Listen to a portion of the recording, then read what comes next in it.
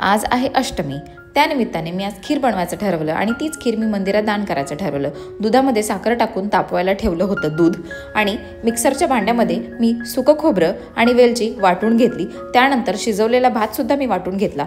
हे सर्व step by step मी त्या दुधामध्ये सर्व टाकत गेले।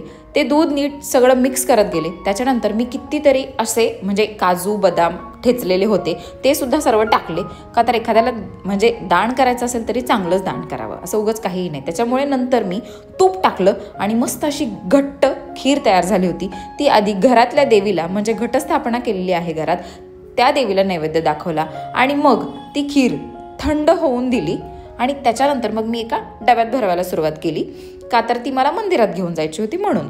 बापरे, पण मी खरं सांगते मंदिरात सुद्धा इतका चांगला म्हणजे त्यांनी नैवेद्य दाखवलं ना, मला खूप आवडलं। आणि त्यानंतर त्यांनी आरतीसाठी ती खीर सगळ्यांना वाटप केली।